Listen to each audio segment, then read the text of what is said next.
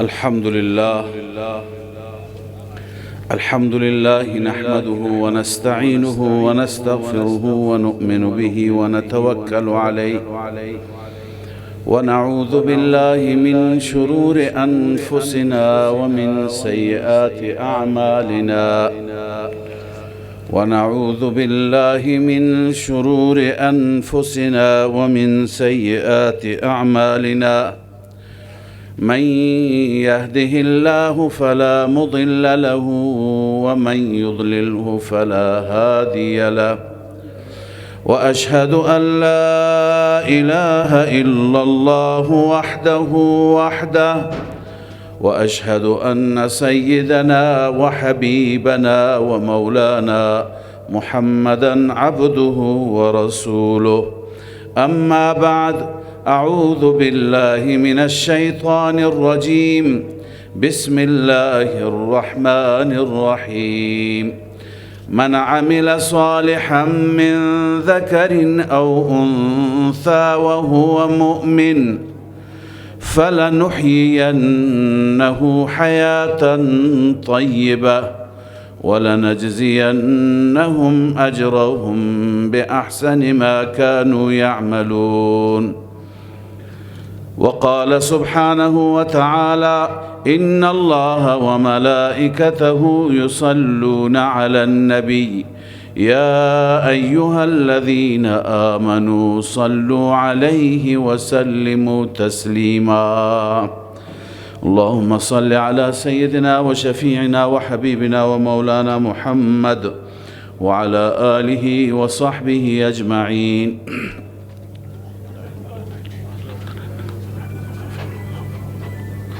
سروران گرامی، حضار ارزشمند،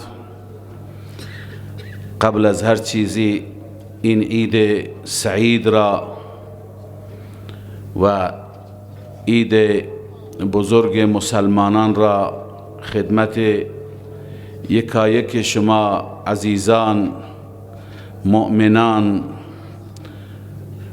و نمازگزارانی که یک ماه تمام به طاعت و بندگی رب العالمین مشغول بودید، خدمت همه شما تبریک عرض می کنم، تهنیت عرض می کنم. الله عزوجل تمامی طاعات و عبادات را، قیام و صیام را و رب سبحانه و تعالی دعاها، تضرعها و نیایش‌هایی که در این ماه مبارک داشتید به بارگاه خودش قبول بفرماید و همه من و شما را استقامت بر طاعت و بندگی، استقامت بر ترک گناه و دوری از معصیت و استقامت بر صراط مستقیم عنایت بفرماید.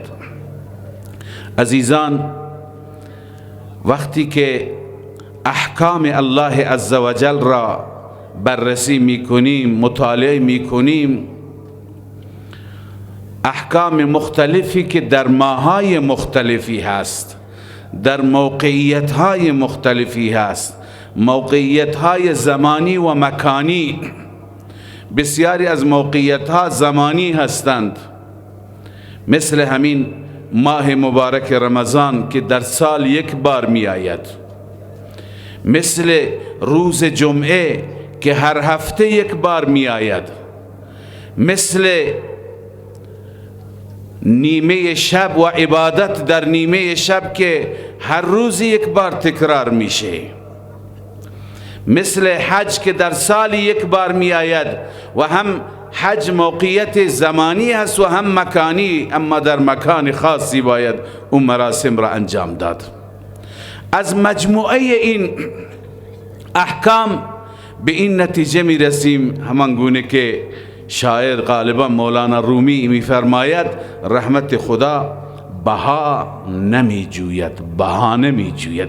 اینها بهانه هایی هستند، اینها بهانه هایی هستند که الله عزوجل جلوی من و شما گذاشته تا من و شما از این موقعیت ها استفاده بکنیم، به پیش بریم.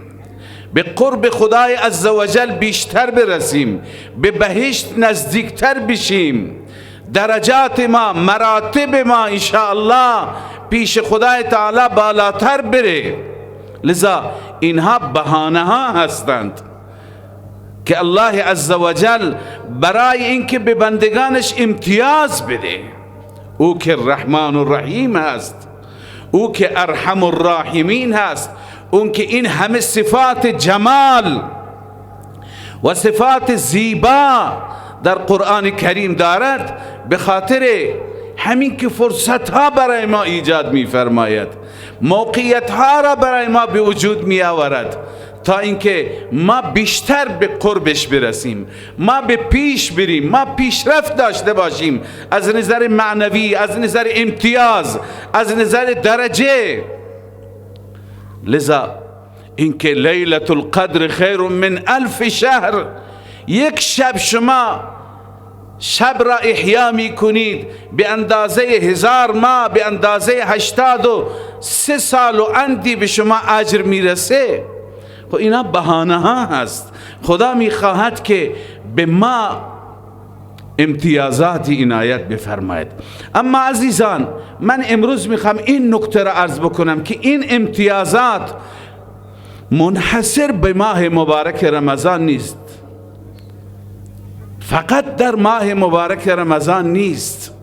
اگر ما موقع شناس باشیم، اگر ما فرصت شناس باشیم، اگر ما باهوش باشیم و اگر ما درست استفاده بهینه بکنیم از فرصت ها، این فرصت ها همونطور که ابتدا عرض کردم هر شب هست، هر روز هست، هر ساعت هست. خدای عزوجل امتیازات عجیبی گذاشته. مثلا شما هر روز که وضو میگیرید، روزی چند بار وضو میگیرید؟ حداقل 5 بار وضو میگیرید. هر بار که وضو میگیرید، من و شما وضو میگیریم، گناهانی که با این اعضای وضو انجام دادیم، این گناهان خود به خود از بین میره. هر روز که قدم به سوی مسجد برمیدارید، تا قدم میگذارید روی زمین و به مسجد میرید، هر قدمی سبب بخشش گناهان، سبب از بین رفتن معاصی و کفارات انسان میشود. و انسان هر شبی که بلند میشه، اینکه خدای عزوجل در وقت سحر میفرماید هل من مستغفر اغفر الله، این فقط برای چی؟ برای ماه رمضان نیست. هر شب الله عزوجل و رحمت خدا ندا میدهد، هر شب ما را صدا میکند، هر شب طالب هست الله عزوجل و بنده مطلوب هست. لذا اینها همه فرصت هستند. هر شب قدر است اگر ما قدر بدانیم. لذا عزیزان، اینو میخوام عرض کنم که اگر ما از فرصت ها خوب استفاده بکنیم، ما این امتیازات را در طول سال میخواهیم داشته باشیم. گاهی در همین مباحث دنیوی مسابقاتی هستند، برنده اون کسی است که امتیاز بیشتری میبرد.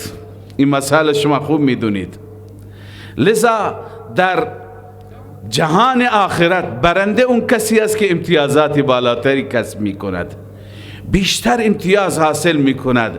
لذا بیایم این امتیازات را همواره کسب بکنیم، این امتیازات را داشته باشیم.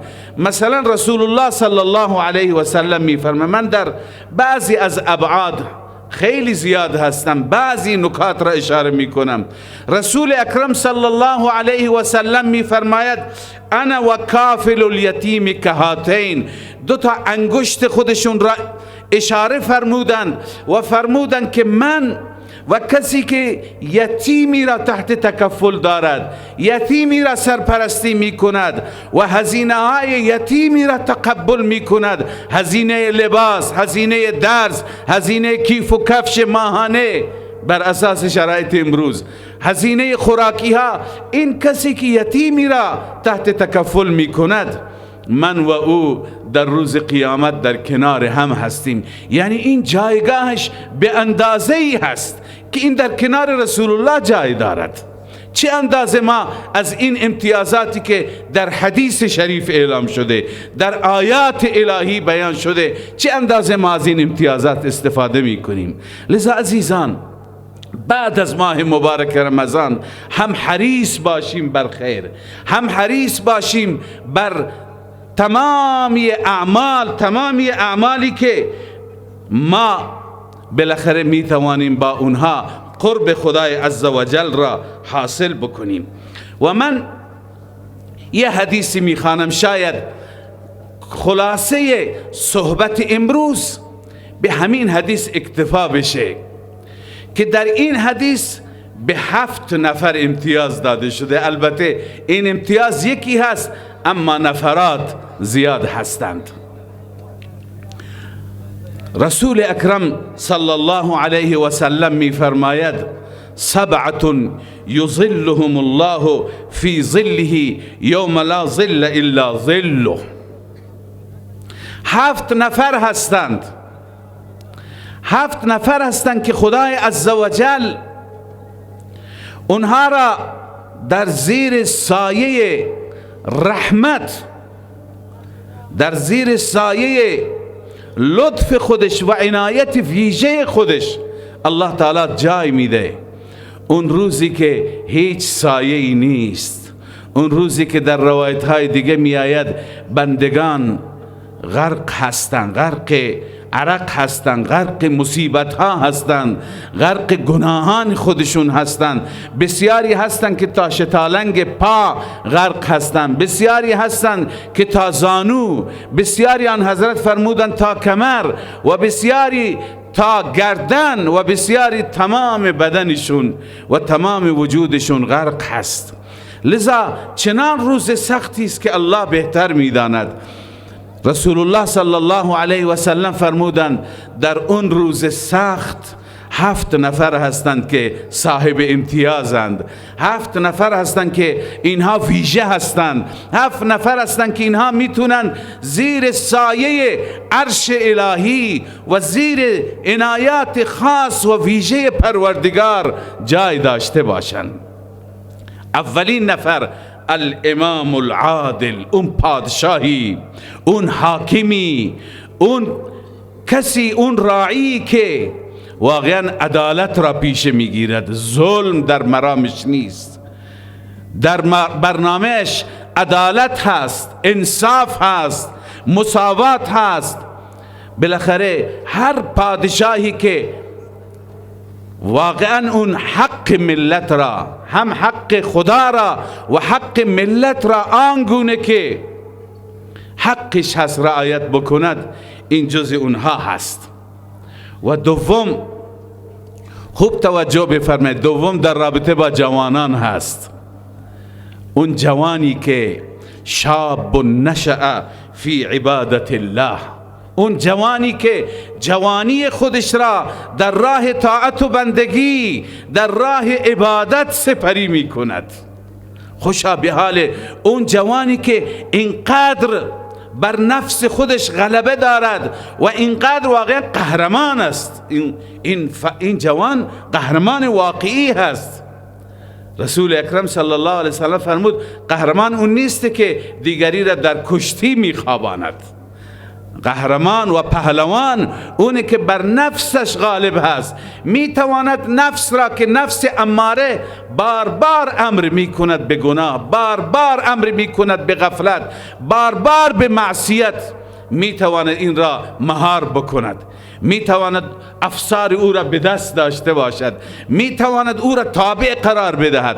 لذا دومین فرد اون کسی، اون جوانی هست که نشأ فی عبادت الله، جوانی را در عبادت خدا سپری می کند، در جوانی گناه نمی کند، در جوانی معصیت نمی کند، در جوانی که در عین قوت هست و هر کاری از دستش برمی آید اما از رب می ترسد. سبحان الله، این واقعا خدا ترس هست، انسان که پیر بشه، اگر خدا این فرصت را بده که انسان به اون سن برسه و بعد توبه نصیبش بشه، این هم بالاخره توفیقی از پروردگار هست. اما معلوم نیست که این موقعیت و این فرصت برای هر کسی میسر بشه یا نشه.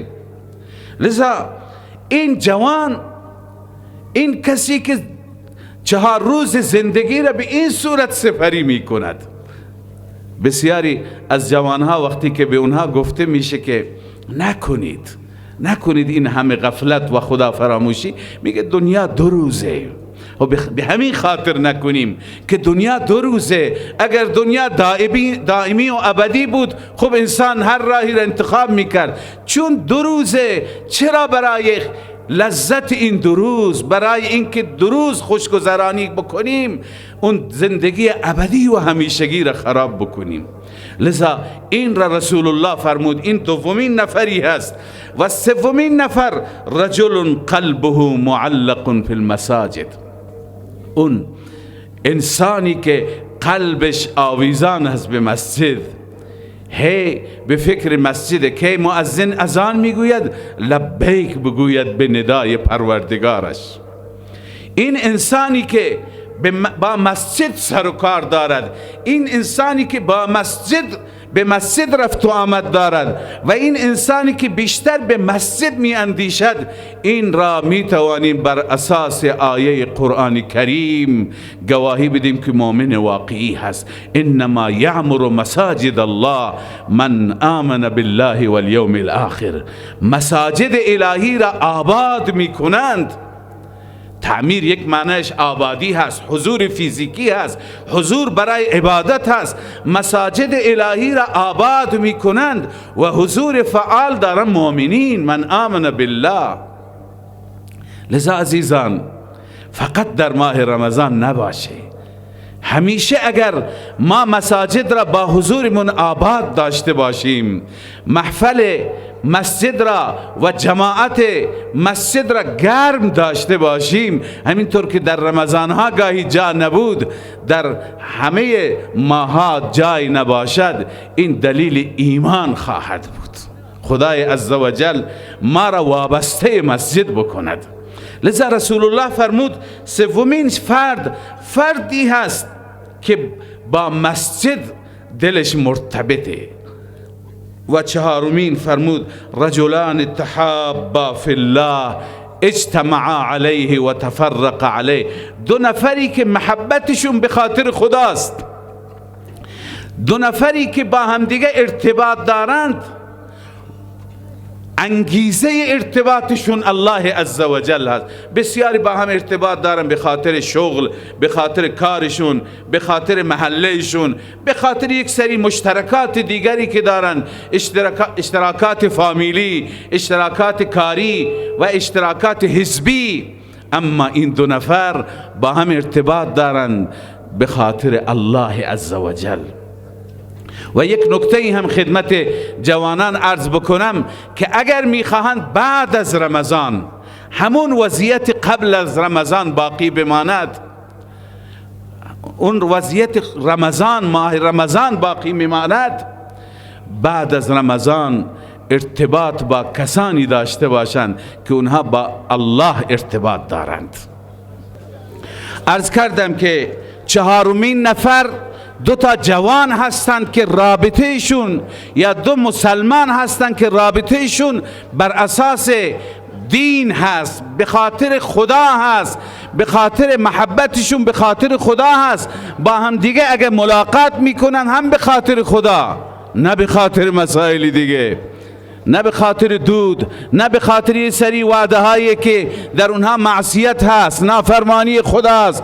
با هم دیگه اگر محبت میکنن، با هم دیگه قول و قرار دارن، به خاطر خداست. و وقتی که با هم دیگه جدا میشون هم به خاطر خداست. و 5مین نفر اون انسانی هست و رجل دعته امرأة ذات منصب و جمال، یک زنی که زیبایی دارد، زنی که اصالت دارد، اون زنی که جایگاهی دارد، از او دعوت به گناه می کند. منظور اینه که برای اون جوان موقعیت گناه پیش میاد، موقعیت نافرمانی خدا پیش میاد، اما او خودش را نگه می دارد، او دوری می کند از گناه، فاصله می گیرد. به خاطر چی؟ فقال انی اخاف الله، من از الله می ترسم. سبحان الله. این انسان، این جوان، این خدا ترس، این متقی، این در زیر سایه عرش رحمان جای دارد.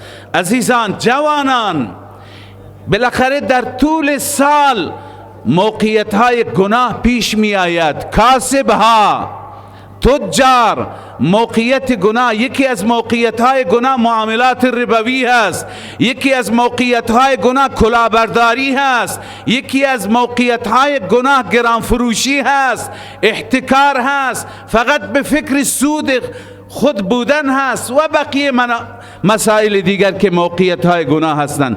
وقتی که انسان دوری می کند، انسان منصرف میشه، فقط و فقط انگیزه چیه؟ انی اخاف الله. و این خوف از ماه رمضان به دست می آید، این خوف و تقوا از روزه حاصل میشه. این خوف چون که روزه وقتی که شما در ماه رمضان رزق حلال خودتون را مصرف نکردید، چرا؟ چون که خدا دستور داده که نخورید. شما به طرف خانه حلال خودتون نرفتید چون که خدا من فرموده. وقتی که انسان در رمضان این تمرین خدا ترسی را میکنه، تمرین تقوا را میکند، اون انسان نباید بعد از رمضان چشم به مال دیگران داشته باشد از هر طریقی نامشروع و ناجایز، و نباید چشم به ناموس دیگران داشته باشد. لذا پنجمین نفری که زیر سایه عرش رحمان جای دارد اون انسانی هست که موقعیت گناه برش پیش می آید، اما اون صرفاً و صرفاً به خاطر خدا باز می آید. و ششمین نفر، و رجل تصدق بصدقه، اون انسانی که صدقه می دهد، اون انسانی که برای الله مالش را مصرف می کند، اما چنان با اخلاص، چنان مخفیانه، فاخفاها حتی لا تعلم شماله ما تنفق یمینه، حتی دست چپ هم با خبر نمیشه که دست راست بالاخره صدقه داد. منظور اینه که حتی الامکان، حتی المقدور، صدقه خودش را مخفی می کند، فقط بین او و بین خدایش باشه. این انسان که اینقدر خلوص دارد، این فقط خدا را در دل دارد.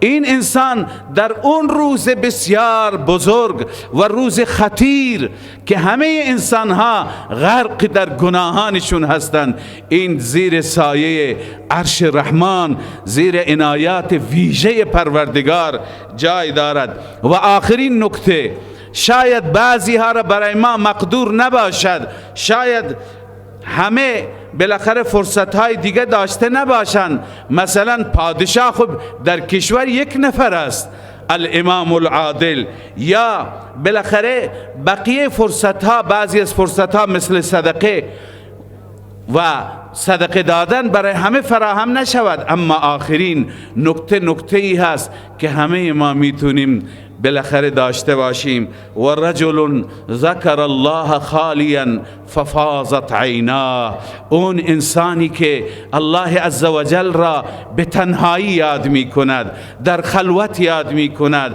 در اون خانه‌ای که بین او و بین غیر از او و خدا کسی نیست، در اون اتاق تنهایی که با ربش خلوت کرده الله را یاد می کند، ففاضت عینا، چشمش اشکبار میشه، گریه می کند از ترس خدا، گناهان خودش را یاد می کند، گریه می کند، الطاف الهی را و بعد کوتاهی هایی که در مقابل لطف و احسان پروردگار داشته یاد می کند و اشکبار میشه. الله این انسان را دوست می دارد. دو تا چشم هستند که این دو چشم را آتش جهنم نمی سوزاند. یکی اون چشمی که از ترس خدای عزوجل، از خوف خدا اشک می ریزد و از الله می ترسد، و دومی اون چشمی که بیدار هست، بقیه خواب هستند، حراست میکند. این را برای این عزیزان و انتظامات عزیزی که شبها بیدار بودند میخوام بگم. بقیه مسلمانان استراحت میکردند، بالخصوص اطراف مسجد و مدرسه اینها بیدار بودند و شبها تا صبح حراست داشتند. این چشم دوم اون چشمی هست که بیدار هست به خاطر حفاظت از مال مسلمان، از جان مسلمان، از اماکن مقدسه، و این دو چشم را آتش جهنم نمی سوزاند. بر این دو چشم حرام هست. الله عزوجل بعد از ماه مبارک رمضان به ما توفیق بده که همین رابطه را با ربمون داشته باشیم. این امتیازاتی که بنده عرض کردم امتیازات زیادی هستند، اینها را همواره کسب بکنیم. و همونطور که عرض کردم اگر هر شب ما با ربمون خلوت داشته باشیم، با پروردگار مناجات داشته باشیم، نیم ساعت 20 دقیقه هر شب ما شب قدر میشه اگر ما قدردان باشیم. رب سبحانه و تعالی همه من و شما را اهل توفیق بگرداند و بر اون چی که در رمضان حاصل کردیم و در رمضان کسب کردیم الله تعالی بر اون استقامت نصیب بفرماید. و السلام علیکم و رحمت الله و برکاته.